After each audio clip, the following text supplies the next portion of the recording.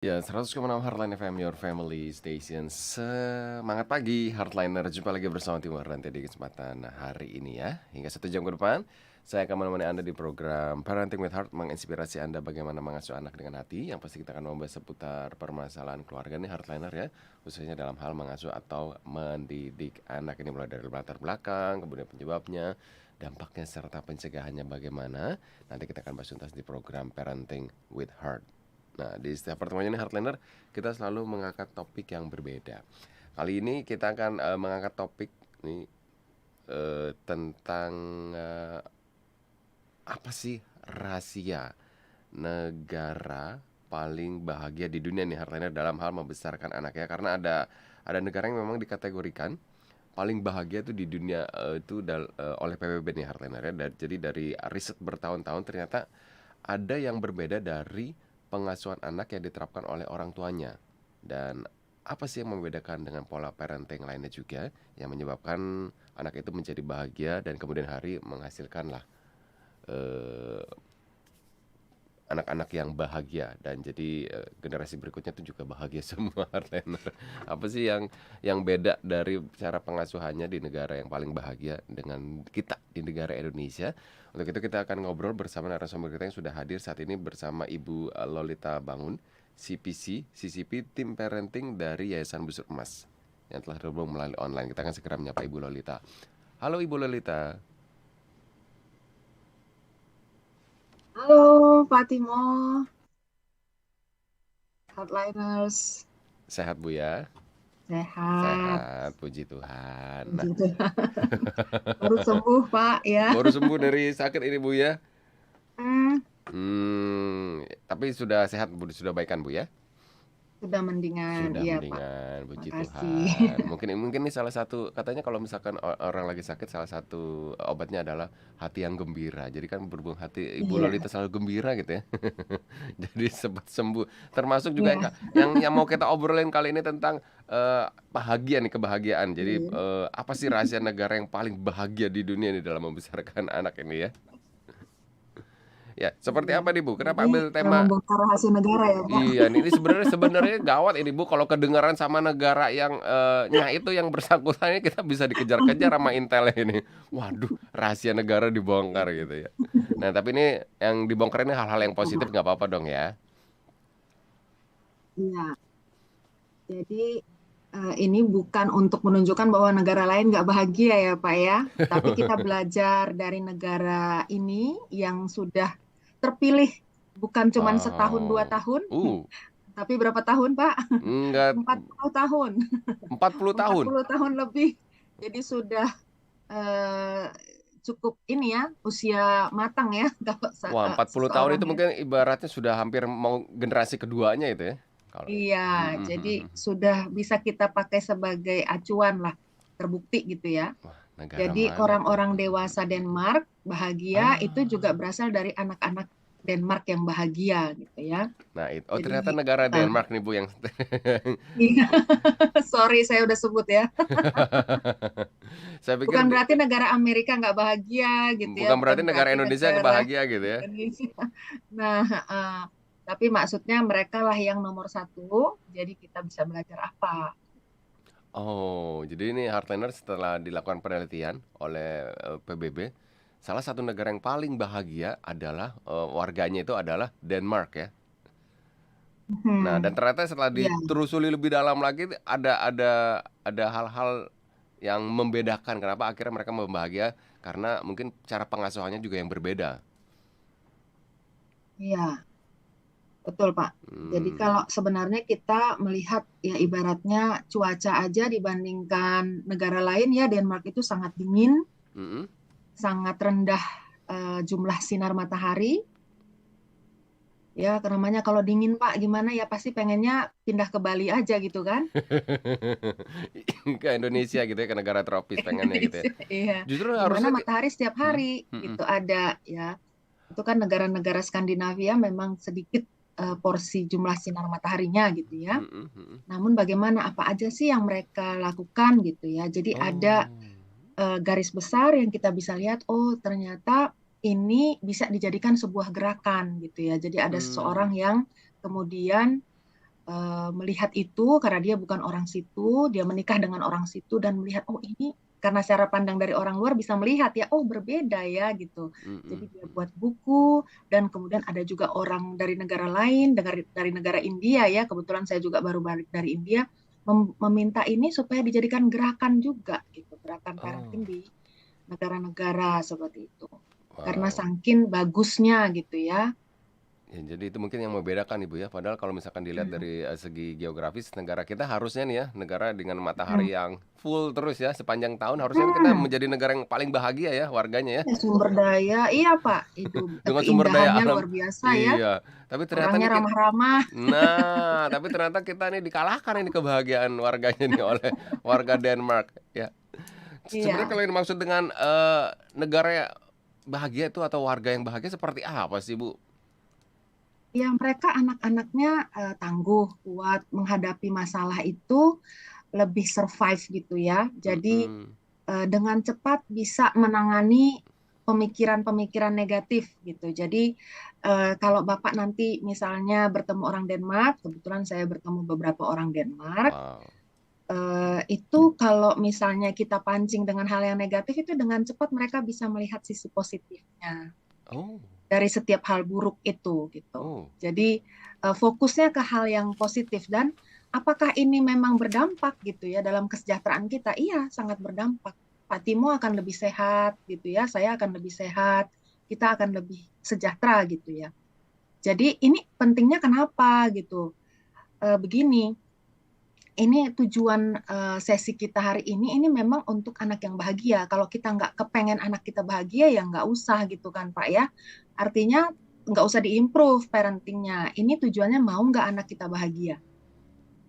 Ya tujuannya cuma mau sukses saja meskipun nggak bahagia ya nggak terlalu perlu gitu ya. Iya ya, Yang penting karena sukses lah. Mau selama dia ini orang tua nggak bahagia, berpikirnya menderita, anak sakit. anak harus sukses ya. Nggak peduli dia Hmm, mau bahagia atau enggak, yang penting kita mengantarkan anak kita sukses. Mungkin jangan-jangan suksesnya hmm, itu suksesnya karena pengennya kita sukses gitu, tapi nggak kesampaian ya udah semoga anak kita menjadi sukses. ya Tapi ada ternyata, ada anak yang misalnya menjadi pilot gitu ya, mm-mm. sukses, sudah diterima pilot dan disekolahin sesuai dengan keinginan ayah. Namun setelah masuk pilot, dia merasa nggak bahagia dan depresi. Sedangkan sudah masuk pakai apa ya Pak? Namanya ada bayaran kalau harus keluar gitu, kalau Wow. ingin keluar seperti itu ya. Mm. Jadi mungkin ini sukses tapi belum tentu bahagia gitu ya. Gitu. Jadi Wow. ini tujuannya memang mau menciptakan anak-anak yang bahagia sehingga jadi orang dewasa yang bahagia. Seperti itu Nah, tujuan kita apa? Apa dulu gitu ya? tujuannya untuk membuat anak kita bahagia nanti setelah dewasa bahagia. Karena di dalam sebuah negara kan kelompok yang terkecil adalah keluarga gitu ya. Kalau keluarganya bahagia berarti nanti negaranya pun ikut akan bahagia juga gitu ya. Seluruh warganya Betul. bahagia. Efek domino Efek ya, domino. betul. Dan salah satunya yang bisa dilakukan adalah yaitu tadi dengan menciptakan keluarga di mana anak-anak bisa menjadi anak yang paling bahagia mungkin seperti itu Bu ya. Iya, Nah, iya untuk Pak. kategori anak bahagia itu sendiri seperti apa sih, Bu? Apakah mereka yang selalu dapat nilai bagus? Apakah mereka yang dapat uang jajannya banyak? Kan selalu kalau misalkan anak dikasih uang jajan banyak kan bahagia terus, Bu. Bahagia, apalagi Pak Timo. Iya, jadi anak yang dia dewasanya itu mandiri, nggak nyusahin orang, nggak nyusahin Mhm. keluarga, bisa bertanggung jawab, kuat gitu ya, dan tangguh. Jadi ketangguhan itu juga sangat ditentukan dari bagaimana cara kita dari orang tua itu, misalnya mereka itu membuat dalam membiarkan anak bermain lebih banyak. Eh, Ya Pak, main-main tuh penting gitu ya. Kenapa? Karena kadang kita pikir yang penting jago matematika, mainnya iya, dikurangin gitu iya. ya. Buat mereka, buat apa jago matematika tapi nggak bisa mengatasi perasaan susah, perasaan sedih, nggak bisa Oh, menghadapi stres, nggak bisa memanage stres yang dihadapi gitu ya. mhm, Jadi dari mhm. bermain itu mereka melihat anak itu akan belajar, misalnya nih main kejar-kejaran, ya waktu dikejar kan excited, menghadapi rasa takut didapat gitu ya. Eh, atau pas petak umpet gitu ya, petak benteng itu kan ada tantangan yang mereka perlu hadapi. Terus kalau bermain nggak semuanya merasa asik kan nggak diteruskan permainan. Jadi bagaimana menjaga hubungan di antara teman-teman yang berbeda kepribadian sehingga permainan bisa tetap berjalan dan semua merasa seru gitu ya. Bahasa Inggrisnya fun atau apa ya, semua membuat happy. Jadi di situ anak belajar banyak sekali. Makanya negara Denmark ini juga adalah negara yang ternyata menciptakan tempat penciptaan Lego. Mungkin pernah tahu ya merek Oh, Lego itu ya. itu asal dari Jadi Denmark ya? iya Denmark. Anak-anak seluruh dunia main Lego loh Bu, termasuk anak saya juga. Pantesan ya. Ternyata yang menciptakan ini anak-anak yang Iya, bahagia gitu ya. iya. Jadi membuat mereka kreatif, Mm-mm. berkreasi dan tidak diatur, Pak. Jadi bermainan itu bermainan seperti apa? Bebas Permainan yang gitu ya. nggak diatur oleh Mm-mm. orang dewasa. Mm-mm. Mm-mm. Dibiarin main sendiri ya. Karena ini juga sulit buat kita ya. Contohnya aja kemarin nih, eh, suami saya tuh beliin cucu kita tuh mobil-mobilan pakai remote. Wah, Cucu kita belum usia 2 tahun. wah. Belum Mobilan pakai remote itu kan. tertulis di kotaknya 8 tahun plus gitu ya. Jadi belum. Tentu dia belum ngerti soal remote karena biasanya cuma main mobil-mobilan yang digini dipegang dilihat rodanya. Nah, sama suami saya dipencetlah jalan, ditangkap sama anak saya, nggak mau burung lepas gitu Pak, nggak mau Wah, terbang, dipegangin terus. ditangkap, dipegangin, nggak mau diajarin tentang ini remote. Nah, suami saya kan agak maksa gitu ya. Nah, di sini saya ngelihat, saya menjelaskan, oh inilah permainan yang dikendalikan sama yang kalau dibebaskan biarin. Dia mau apain, dia Oh, mau mainin rodanya, pintunya mau dibuka, nggak mau pakai remote-nya, itu yang dibebaskan. Jadi permainan yang membebaskan, Pak. Terserah dia gitu. Iya ya. Kadang-kadang kita maksud orang tua sih ingin ngajarin Bu, ini loh cara main yang benar seperti ini tapi gitu ya. Tapi sebenarnya si Iya, anak sendiri ini kan punya. usianya belum 2 Iya, tahun. usianya belum 2 tahun dan dia juga mungkin punya punya punya pemikiran sendiri untuk cara senangnya bagaimana, cara memainkannya bagaimana gitu kan, Bu ya? Mm, mm. Mhm. Ya malah dia takut karena mobilnya bisa jalan sendiri kan. Berarti harusnya kasih ke saya aja, Bu. Iya. Nah, ternyata ini pasti ada cara pengasuhan sangat berbeda dengan orang Denmark dengan orang kita gitu ya. Dan ternyata menghasilkan Mm. anak-anak yang tadi berbeda juga. Kalau tadi ada nggak sih Bu faktor-faktor pendukung gitu? Sebelum kita membahas tentang bagaimana caranya gitu, ada faktor-faktor tertentu nggak sih yang membedakan anak ini bahagia atau enggak gitu? Faktor pendukung itu mungkin karena mereka sudah budaya ya, sudah budaya. Jadi kita bisa melihat lingkungan juga udah em, similar apa ya namanya ya, sama dan sebangun mirip gitu ya.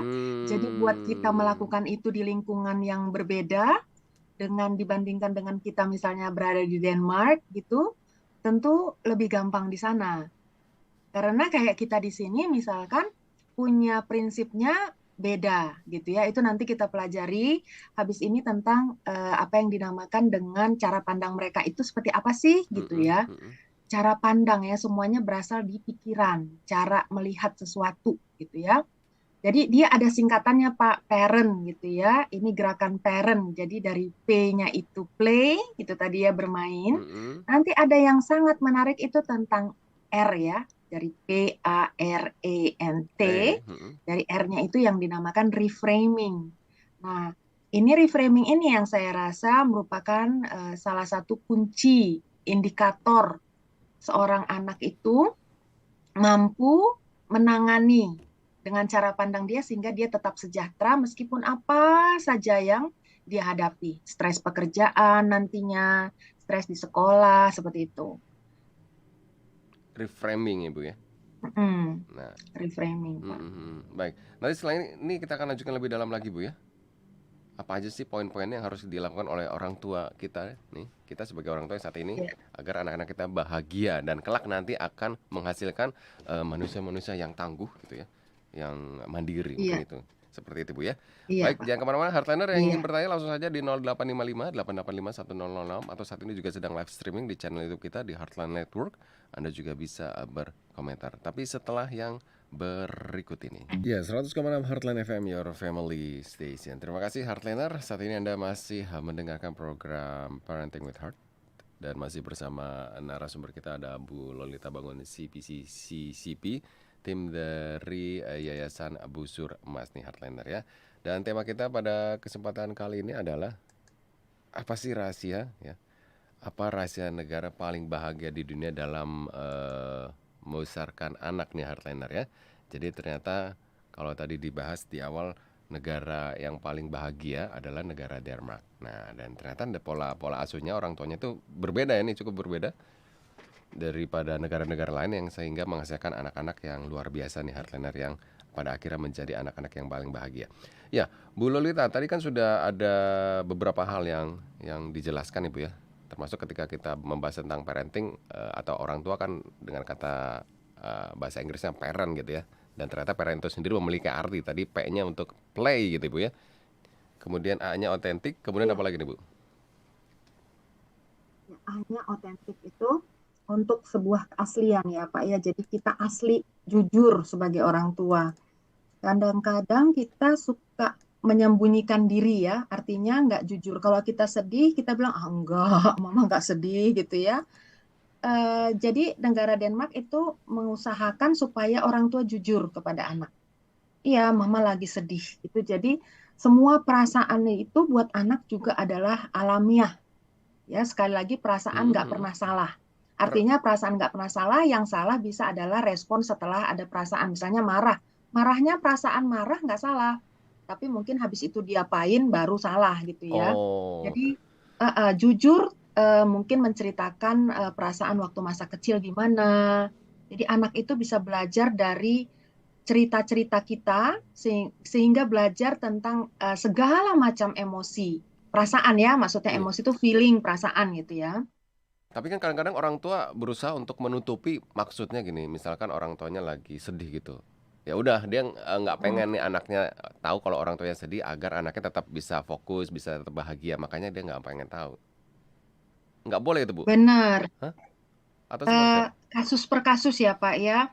Kalau saya misalnya bawa acara radio untuk yang anak kanker, itu mungkin sangat krusial ya untuk anak yang sedang menderita kanker, baru sedang mau ke rumah sakit, mau dia bakalan mau disuntik atau mau di kemo, orang tuanya nangis-nangis kan tentu akan Hmm. mempengaruhi dia gitu ya. Jadi itu memang saran sebaiknya orang tua ke kamar mandi lah membereskan perasaannya atau ke kamar dulu gitu ya sehingga anak tetap bisa nggak terpengaruh. Namun dalam keseharian gitu ya, keseharian itu misalnya kayak saya melihat juga banyak orang tua misalnya seorang ibu suaminya meninggal, itu kan sedih banget ya, gitu. Dia sangat terpukul ya, tapi sampai bertahun-tahun dia tidak pernah menangis di depan anaknya. Oh. Ini menunjukkan dia kuat gitu, ingin menunjukkan kepada anak-anaknya dia kuat. Iya. Namun beberapa tahun kemudian dia breakdown. Artinya sebenarnya anak-anak juga perlu tahu betapa hancurnya hati ibuku kehilangan ayahku sebenarnya.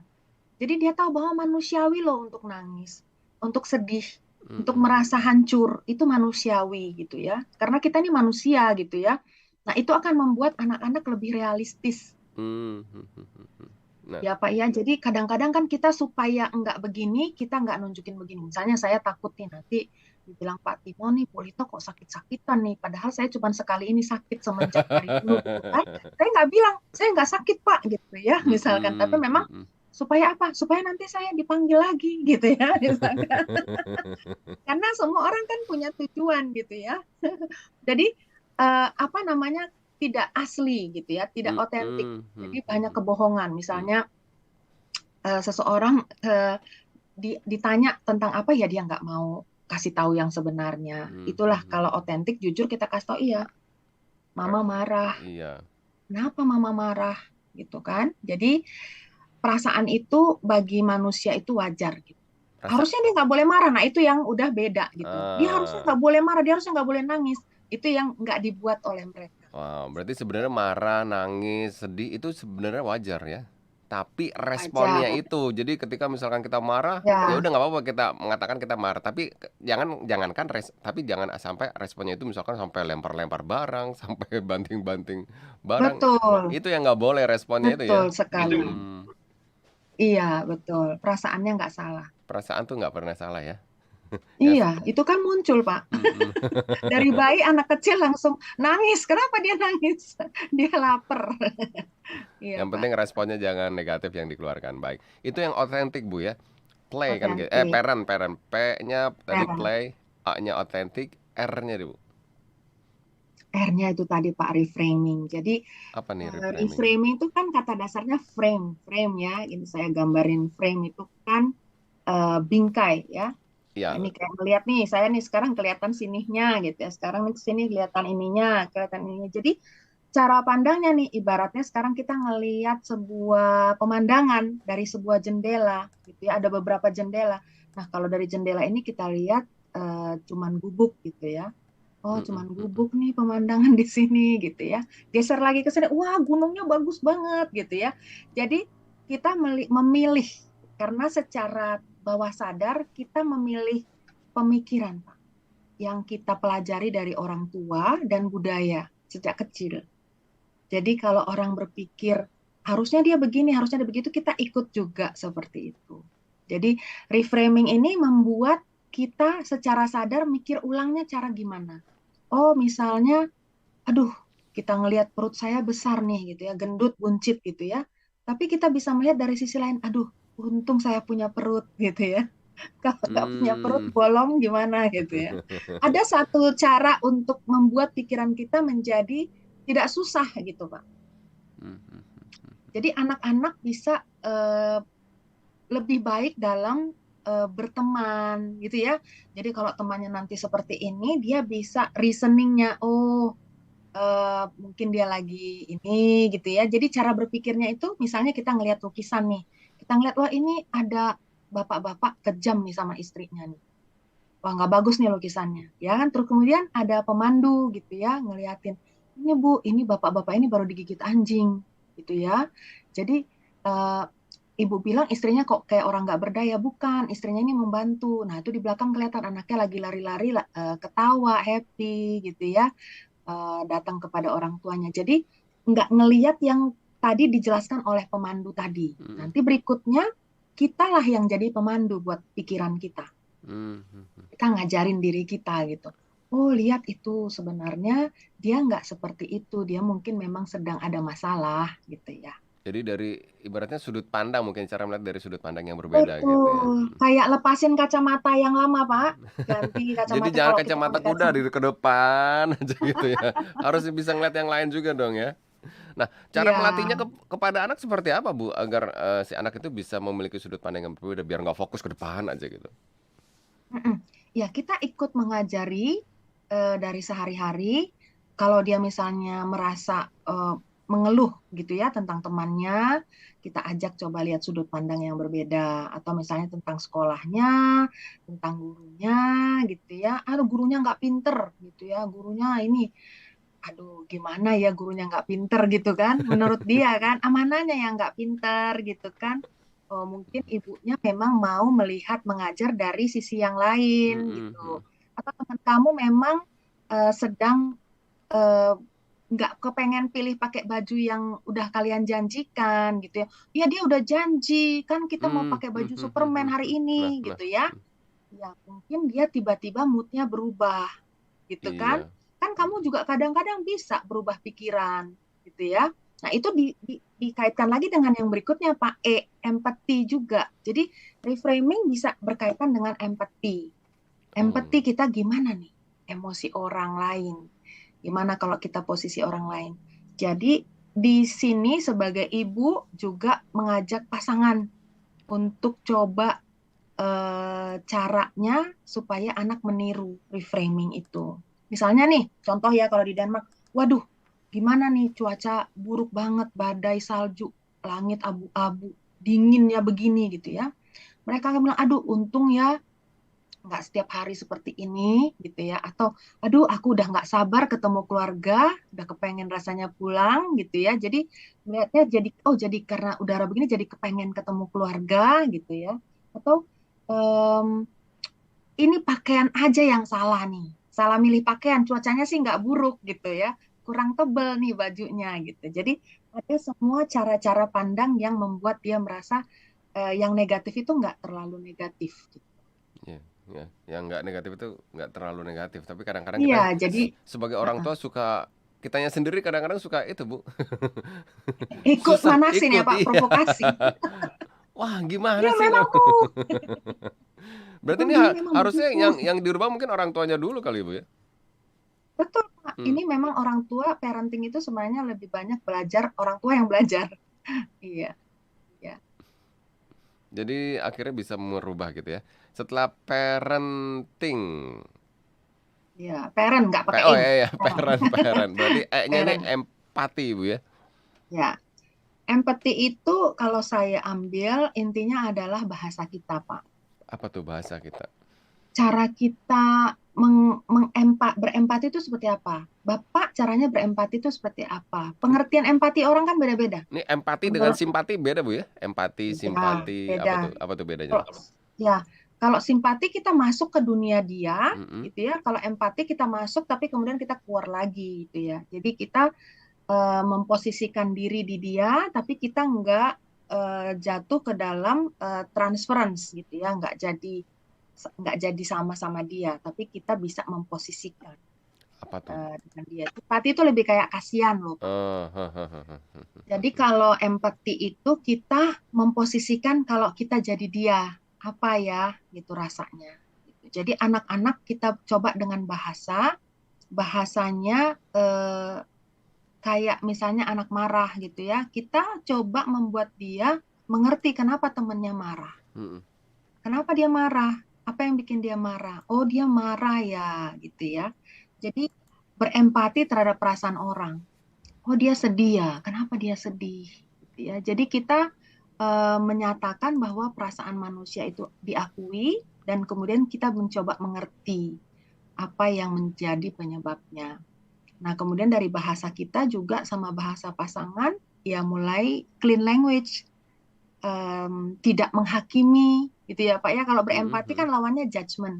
Mm-mm. Oh iya, dia pasti memang nggak bener, orang tuanya, Oh. anaknya nakal, orang tuanya pasti juga nggak bener. Itu kan menghakimi ya Pak ya, gitu. Jadi Mm-mm. seberapa kita ngejudge gitu ya, dan Mm-mm. seberapa kita berempati itu bisa kelihatan dari bahasa kita. Jadi Oh. mulai kita memperhatikan sebagai orang tua bahasa kita kepada anak-anak. Mm. Saya kadang pernah juga gitu ya dalam suatu lift ngelihat orang tua tuh kesel sama seorang penjual gitu ya. Di lift dia cerita mana, marahnya semua diungkapkan ke anak kayak anaknya jadi tempat ngadu gitu kan. Jadi Mm-mm. anak itu melihat seperti itu, bagaimana? Apa yang dipelajari anak? Bahwa kita memang kalau kesel tumpahkan aja semua gitu ya, ngomongin ngejelekin orang gitu ya.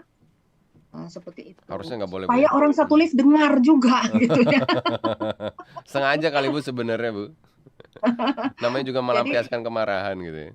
iya, ya memang karena perlu latihan. Ingat Pak, ini tadi semuanya kita perlu latihan. Saya perlu latihan. Ya misalnya kayak tadi play ya, anak orang Denmark 7 tahun baru boleh sekolah. Hmm. Nah ini saya terapkan ke anak ketiga. Sebenarnya dia udah lulus TK 6 tahun, tapi saya liburkan Skip setahun. gitu ya. Mm-mm. Buat dia lebih banyak main-main dan belajar sambil Kenapa bermain. itu, Bu? Hmm? Dan itu juga mungkin masih masih menjadi banyak pertanyaan bagi orang tua di Indonesia ketika anaknya Iya, banyak orang tua yang masih pengen memiliki pemikiran udah sedini mungkin berarti kalau misalkan anak aku sedini mungkin udah bisa baca udah bisa tulis wah berarti anak aku pinter nih. Memiliki kebanggaan tersendiri iya, mungkin, tapi ternyata menurut penelitian betul. sebaiknya mulai umur 7 tahun. Kenapa nih, Bu? Karena dari segi otak Pak ya, kalau kita lihat tahap perkembangan anak, di bawah 7 tahun itu preoperasional. Ya, jadi 0 sampai 2 tahun kan sensori motor. Mm-mm. 2 sampai 6 ke 7 tahun itu preoperasional. Artinya kalau misalnya preoperasional logikanya nggak bisa kita harapkan jalan seperti orang dewasa. Kalau saya kasih minuman nih, Pak, nih minuman nih, kan, aduh nggak kelihatan nih. Nih, terus saya masukin ini Pak, kecoa ke dalam, ya. Hmm. Udah saya masukin kecoa ke dalam, saya angkat lagi kecoanya, terus saya kasih Bapak, Bapak mau minum nggak? Enggak, Bu. Nah, anak umur 3 tahun, 4 tahun mau Pak. Ah. Dia nggak ada ngerasa itu udah kotor atau apa, Mm-mm, ya. mm-mm. Terus kemudian kalau misalnya ini eh, ini kan Bapak bisa lihat misalnya ya ada buku, ada kertas ini, ada kertas ini, terus ada bolpen nih, Bapak bisa lihat. Tapi saya kan nggak bisa lihat. Buat anak umur di bawah 7 tahun tuh nggak bisa, nggak boleh begitu. Kalau dia bisa lihat, Bapak pasti bisa lihat juga, nggak peduli di balik gunung atau apa. Jadi pikirannya belum. Nah, saya punya anak yang pertama itu saya sama suami dimasukin sekolah sebelum 5 tahun. 5 tahun lah, Pak. Biar pinter kan, Bu? Karena umur 3 tahun 8 bulan dia udah bisa baca. Ya. Wow. Iya, karena saya yang ajarin metode Glenn-Doman waktu dulu. Saya ajarin Glenn-Doman, 3 tahun 8 bulan udah bisa baca, dan dengan dasar itulah masuk ke TK. Ya, kemudian TKB, masuk akhirnya kelas 1. Ya, dalam perjalanannya mengalami banyak sekali tantangan. Gitu. Jadi kematangan anak. Nah, anak kedua saya bikin 6,5 udah masuknya, gitu ya. Nah, itu lebih baik lagi. Jadi dia dengan teman-teman merasa lebih matang ya. Dari segi fisik aja, Pak, umur 1 tahun itu beda. 1 tahun beda itu Beda beda. 1 tahun Dari gitu ya? cara berpikir 10 dan 11 tuh beda, Bang. Apalagi 9 dan 11 itu jauh beda. Nah, berarti memang dianjurkan untuk ya udah sebaiknya masuk SD umur 7 tahun. Meskipun kadang-kadang kita sebagai orang tua merasa, "Wah, anak aku pinter kok," gitu ya. Udah aku masukin lebih dini aja, tapi Iya, ternyata mungkin memiliki efek nggak apa-apa. atau Ada efek anak tersendiri kan. tertentu nggak apa-apa, Pak. Kalau misalnya Bapak mau masukin muda, nggak apa-apa. Artinya pembimbingan juga harus lebih ya, siap untuk mendampingi, membimbing lebih, memberi waktu lebih gitu ya. Nggak apa-apa kalau anaknya memang yang gifted, why not? Nanti dia umurnya 2 tahun hemat udah bisa masuk S2 misalnya. Kenapa enggak? Ya, kalau anaknya memang kan beda-beda ya, setiap individu beda-beda. Jadi Dilihatlah. dilihat juga ya, tergantung sikonnya juga ya. Atau kondisi anaknya seperti Tapi apa. secara umum itu tadi Pak, secara umum 7 tahun. Itu baru dia siap secara fisik dan mental, psikologis. Oh, semuanya sudah siap. Baik. Kembali lagi ke topik kita, Ibu, tentang parent ini sendiri ya, yang dimana menjadi hal yang penting ini. Tadi kita mempelajari sudah memasuki ke huruf E ya, empati. Iya. Dan parent, berarti setelah itu kita akan memasuki huruf N, Bu ya. Iya, Apa nih jadi N? kalau misalnya mengenai empati tadi, bagaimana tentang setuju nggak setuju ya. Jadi kalau kita kan biasa nggak bisa dibantah nih, nggak bisa diprotes gitu ya. Sebenarnya kalau ada protes itu merupakan sebuah indikator ya, bahwa ada hal yang sedang perlu kita bicarakan gitu ya sama anak. Kenapa dia nggak setuju, dia protes? Biasanya memang orang tua, kalau kita di Asia rata-rata apapun itu pokoknya gitu kan. Kalau papa bilang iya ya udah gitu, kamu nggak setuju gitu kan. Bener nggak Pak? Betul. Iya, Banget. di Asia seperti itu. Pokoknya gitu ya. Memang kalau di negara Barat agak lebih bisa ya, bisa menerima anak menyampaikan sesuatu. Jadi dari empati ini kita juga mengajari anak kenapa ada orang yang berpikiran berbeda dengan kita.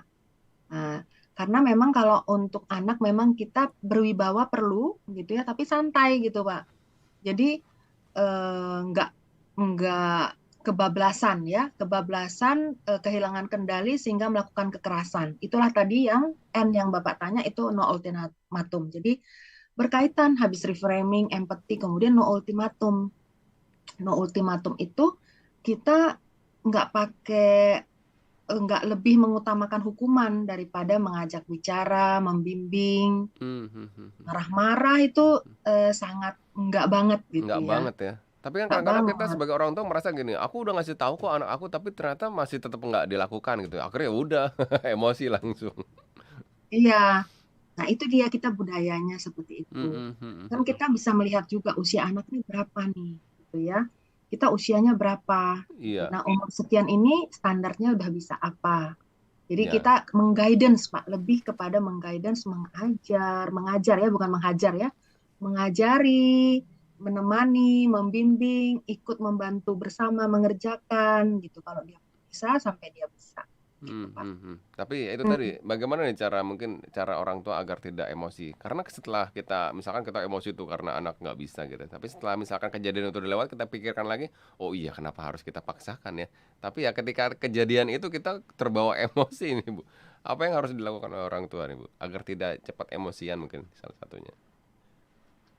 Ya, nah kalau itu kita melihat ke diri kita ya, Pak, Mm-mm. melihat ke diri kita, karena kalau kita nggak menangani diri kita, ada ketidakmatangan emosi atau ada trauma masa kecil, kalau nggak kita tangani, suatu saat pasti akan muncul dalam bentuk-bentuk yang nggak baik gitu ya, kurang menyenangkan gitu ya. Misalnya pada waktu tekanan, pada waktu pressure, pada waktu konflik, waktu masalah, maka itu akan muncul dalam bentuk-bentuk yang kurang menyenangkan gitu. Jadi kita ambil waktu apa yang sudah dilakukan orang tua kita dalam mendidik kita, apakah ada childhood trauma, adakah Hmm. abandonment issue. Nah, itu dibantu ya. Jadi penting sekali memang kita mengambil waktu konseling atau coaching ya. Kalau konseling kita mundur ya. Mm-mm. Saya banyak sekali melakukan konseling untuk diri saya sebelum saya melakukan coaching untuk diri saya. Dan saya melihat pertumbuhan itu membuat menjadi diri yang lebih free ya. Kita free, nggak banyak yang menahan ke bawah gitu ya. Jadi Mm-mm. kita bisa lebih lari, lebih terbang gitu ya Pak. Dan itu membebaskan gitu. Karena kita tahu kebenarannya, oh iya dulu Mm-mm. saya begini. Kemudian kita beresin. Nah, jadi dengan begitu kita nggak mudah emosi. Ah, Kalau baik. kita udah biasa diemosiin, Pak, dari kecil, itu sulit, Pak. Otomatis sulit kita untuk nggak emosi sama anak juga. Wah, berarti kita juga harus memperbaiki diri Bu ya, sebagai orang tua. Memperbaiki diri agak sulit, Pak. Oh. Caranya harus apa ya, mengambil waktu untuk melihat ke dalam. Jadi go back gitu Mm-mm. ya. Oh, ini kan membongkar-bongkar masa lalu menjadi memang perlu, harus memang dibongkar, memang nggak enak. Tapi dengan dibongkar, dicari akar masalah, tapi kita jadi beres emosinya Ah. sehingga nggak lagi ngamuk-ngamuk gitu, nggak Mhm. lagi gampang marah gitu Pak. Jadi harus dibongkar nih Heartliner, flashback ke belakang Tapi kira-kira kenapa ya gitu ya? bongkarnya tentu private ya Pak, sama konselor. Siap Ibu. Nah, sudah ada beberapa pertanyaan masuk Ibu. Nanti setelah ini bisa dijawab ya, mungkin bisa saya bacakan dulu, kemudian kita break sebentar. Nah, ini ada dari Ibu Rince. Selamat pagi, saya mau tanya. Saya punya keponakan usia 10 tahun. Kalau dia bermain dengan temannya dan temannya lupa pulang, tapi ingat kalau lapar pulang. Tapi sesudah pulang kemudian main lagi dan setelah main tiba-tiba temannya udah nggak ada lagi di itu di tempat dan dia akan suka sedih dan marah-marah. Apa yang harus saya lakukan? Terima kasih dari Ibu Rince. Jangan dijelaskan Ibu nanti setelah yang berikut ini ya. Baik Heartliner, untuk Anda yang ingin bertanya langsung saja di 0855 885 1006 setelah yang berikut ini. Ya, 100,6 Heartline FM, your family station. Terima kasih Heartliner. Saat ini Anda masih mendengarkan program Parenting with Heart dan masih bersama narasumber kita ada Ibu Lolita Bangun CPC, CCP, Tim Parenting dari Yayasan Busur Emas. Tapi sebelumnya saya Heartliner punya satu informasi ini ya Heartliner ya. Dimana Anda ini semua untuk diundang untuk menghadiri ulang tahun Busur Emas ke-11 pada 20 Oktober mendatang karena ada Zumina Dream and Rise Up yang melengkapi peserta bagaimana cara mengejar mimpi Anda. Raih juga berkesempatan untuk mendapatkan gratis berlangganan B-Top atau Busur Emas Transformation Online Platform dari Busur Emas dan kesempatan terakhir untuk mendapatkan diskon 25% di sepanjang bulan September. Segera daftarkan diri Anda ke 0813 8658 2440 0813 8658 2440 untuk Anda boleh menghadiri ulang tahun Busur Emas ke-11 pada Kamis 20 Oktober melalui Zoom Minar Dream and Rise Up. Baik. Ya, Ibu Lolita, seperti tadi yang sudah ada pertanyaan masuk Ibu Lolita dari Ibu Rinca nih. Jadi ketika anaknya lapar pulang, main kan udah pulang main terus Mau main lagi, temannya udah nggak ada, langsung dia marah-marah tuh. Pulang ngambek-ngambek. Seperti apa nih Bu Lolita? Ya, ya di sini Ibu Rince, terima kasih sudah peduli sama ponakannya ya. Terima kasih untuk pertanyaannya. Pertanyaan bagus sekali. Di sini bisa kita contohkan bagaimana perasaan anak itu nggak salah gitu ya. Dia kecewa, dia sedih, dia marah, gitu ya. Mhm. Apa yang kita lakukan? Oh, kita jangan langsung marah balik dong. Iya, "Ah, gitu aja kamu marah, kenapa sih?" Kan gitu. Kamu sih, namanya juga temen ditinggalin ya udah pergi. Kenapa kamu Mhm, tadi pulang dulu makan gitu kan? "Kenapa Jadi makannya lama?" Gitu ya. iya kan mulut itu udah nggak sabar aja nyalahin gitu ya. Jadi kita berprinsip pada dasarnya anak-anak semua baik, ya. Mmm, Anak-anak baik. Jadi kita memfasilitasi dia. Dia punya perasaan sedih ya berarti kita tenangkan dulu perasaannya. Saya nggak tahu nih ponakannya Bu Rince umur berapa. 10 tahun 10 tahun. 10 ya, 10 Tadi tahun. disebutkan. Oke. Ya kira-kira kelas 4 gitu ya. Jadi kalau dia perempuan atau laki-laki, kadang-kadang perempuan ya lebih suka dipeluk gitu ya. Laki-laki mungkin masih mau dipeluk lah, belum belum 13 tahun ya. Mungkin dipeluk dulu, ditenangkan dulu perasaannya, Bu. Jadi perasaannya dulu kita tanya, kamu sedih ya? Mmm, Diempatiin dulu. Kamu marah. mhm, Apa yang buat kamu marah? Biarkan dia kasih kesempatan dia untuk mengeluarkan pikiran dan perasaannya. Karena itu kayak venting ya. mmm, Itu sebenarnya nanti dia akan cepat tenang gitu kalau kita kasih wadah untuk dia merilis gitu ya? ekspresi, Mhm, rilis. Iya benar, Pak. mhm, Kamu sedih ya, kamu marah ya, apa yang kamu lihat? Karena pikiran dia itu yang menimbulkan perasaan. Pikiran dia apa? Temenku nggak sayang sama aku. Itu kan pemaknaan yang membuat sakit hati ya. Temanku nggak ini sama aku gitu, nggak baik, nggak setia mhm, sama aku. Itu mhm, kan pemaknaan. Nah, baru kita masuk sesudah dia tenang, baru boleh kita reframing, gitu ya. Reframing pemaknaan ulang, gitu ya. Oh, bukan dia bukan benci kamu, tapi dia mungkin kebelet pipis, ya. Atau apa kita nggak tahu besok kita tanya. Atau mau tanya ke rumahnya sekarang, kenapa tadi pergi? Kamu mau nggak main lagi? Atau udah kesorean, udah kemalaman, besok lagi kita main. Enggak, dia nggak ninggalin kamu, tapi dia ada perlu atau dipanggil mamanya. Kan kamu nggak dengar dia dipanggil mamanya, kamu lagi makan. Kita nggak tahu apa yang terjadi, kita nggak dengar semua. Jadi bantu anak memikirkan apa yang tidak dia pikirkan sehingga perasaan bisa terpengaruh menjadi lebih tenang. Gitu ya, Pak. Ya, baik. kadang-kadang saya juga menemui kalau ibu-ibu kadang ya bertanya sama saya, aduh anak saya nggak bisa saya ajarin gitu ya. Anak orang saya ajarin semua bagus, dia guru ya. Ya kan? Jadi kita merasa seperti memikirkan begitu kita menjadi apa? Hancur ya, Iya, sedih ya, mhm, patah hati gitu ya, anak sendiri nggak bisa ya. Kita maknain dengan stop. Saya bersyukur saya bisa ngajarin anak-anak orang luar biasa. Gitu ya, titik. Nah, anak saya mungkin nanti ada orang lain lagi yang mengajarinya. Gitu ah, ya. iya Mungkin iya anak saya iya, juga butuh orang lain, mungkin bukan reframing ya? saya yang Mhm bisa. mhm, Jadi reframing, mhm, membuat pikiran kita menjadi lebih nyaman, perasaan kita akan terdampak gitu. mhm, jadi dilihat dari sudut pandang yang berbeda gitu, Bu, ya? Iya, Mhm jadi mhm, pertama empati ya Bu Rince, empati dulu perasaannya, kita nggak nyalahkan dia serta-merta, kita biarkan dia mengeluarkan, kita tenangkan perasaan sedihnya, perasaan marahnya, tarik nafas, bantu ya tarik nafas, itu juga latihan dari kecil ya. Oh ya kamu marah ya, cucu saya juga tuh kalau nangis apa oke dia kamu sedih ya, kamu kecewa ya, kamu frustasi, ayo tarik nafas, diajarin dari kecil itu kan skill ya. mhm mhm mhm mhm. Semoga menjawab ya Bu Baik Rin. Ibu, sebagai prinsip semoga terjawab ya. Baik, terkait dengan, poin-poin yang harus kita lakukan nih Bu ya, agar anak kita menjadi anak paling bahagia nih, sedunia nih Bu ya. Parent tadi sudah diinformasikan, yang Eh, terakhir ada N, iya, kemudian T ini yang terakhir Bu. iya. Mhm, Jadi togetherness Pak, togetherness T apa tuh? gitu ya, Mhm, kebersamaan atau bahasa istilah mereka yang terkenal itu adalah huga, ya huga. Di sini mereka sangat mengutamakan kehidupan sosial. Jadi dari penelitian memang ikatan sosial kita itu tinggi sekali, Pak. Apa ya, persentasenya atau peringkatnya dalam meningkatkan kesehatan. Bahkan dari penelitian Mm-mm.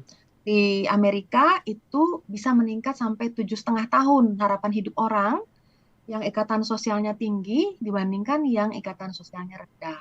Oh, Jadi sama dampaknya dengan merokok, tidak merokok, kurang olahraga, berolahraga, kegemukan atau fit gitu ya. Jadi ada ikatan sosial yang membuat mereka rajin kumpul-kumpul.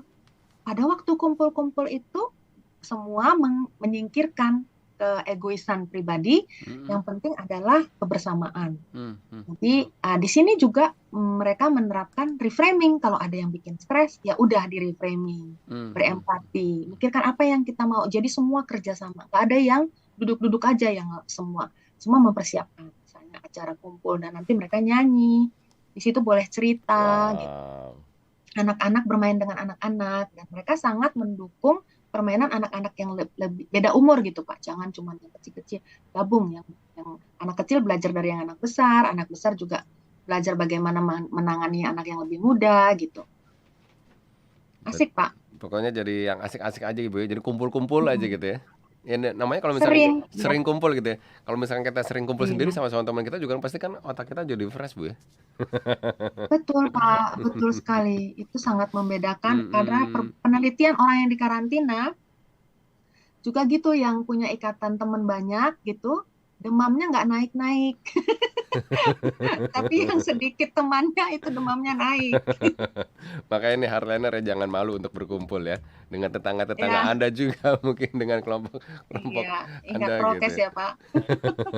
Baik, tanpa terasa nih waktu sudah di penghujung acara nih Bu. Ternyata melalui program tadi ya, parenting itu parent sendiri nih memiliki arti yang luar biasa nih Bu ya. Mungkin ada kesimpulan yang bisa Ibu berikan nih kepada kita. Ya, filosofi orang Denmark dalam membesarkan anak itu memang terbukti sangat efektif. Jadi anak-anak jadinya tangguh, emosinya stabil, dan bahagia gitu ya. Menerapkan ini bisa buat siapa saja, Pak. Kita juga nggak terkecuali. Yang perlu kita ingat adalah untuk tujuan mendapatkan anak yang bahagia itu kita perlu latihan dan metode tertentu. Jadi perlu sabar. Jadi vitamin sabarnya ditambahin, kemudian kita tingkatkan kesadaran kita saya seperti apa gitu ya. Hasilnya tentu kita harapkan sepadan ya dengan usaha kita. Nanti kita harapkan mereka menjadi anak-anak bahagia yang tumbuh, menjadi orang dewasa yang bahagia, sehingga juga meneruskan pendidikan itu kepada keturunannya seterusnya, sehingga mengcreate generasi berikutnya yang lebih bahagia. Gitu, Pak. Terima kasih. Wow, luar biasa Ibu ya. Hardliner luar biasa nih, hari ini kita belajar banyak banget ya agar anak-anak kita ini menjadi anak yang bahagia Ibu ya. Dan kemudian hari nanti setelah dewasa juga menjadi orang tua yang bahagia, yang bisa menghasilkan anak-anak yang bahagia juga, dan sehingga negaranya pun akan menjadi negara yang paling bahagia juga nih Bu. Semoga Indonesia bisa Ibu ya. Amin. Dimulai Amin. dari Bisa, Pak. diri kita sendiri nih ya, dari keluarga kita. Iya, Pak. Dari diri kita nggak usah mengkritik diri kita, sehingga kita juga nggak suka mengkritik orang, ya, Pak ya. Siap. Baik, sekali lagi terima kasih Ibu Lolita Bangun telah hadir di program Parenting with Heart. Sama-sama, Pak. Kita Terima ketemu kasih Pak lagi Timo dan sudah meng-host dengan sangat luar biasa. kita ketemu lagi di lain kesempatan Ibu ya. Sehat selalu Ibu ya. Dan selalu Bapak juga. Sama-sama. Ya, Terima demikian kasih, Heartliner Headliners. perbincangan kita. Terima kasih untuk kalian yang sudah bergabung dan jangan khawatir. Kalau Anda baru saja bergabung, sekarang kita bisa ditonton ulang di channel YouTube kita di Heartline Network. Dan kalau Anda merasa terberkati, Anda bisa bagikan linknya kepada orang yang Anda kasih. Saya Timo Arden undur diri, keep on growing and never give up.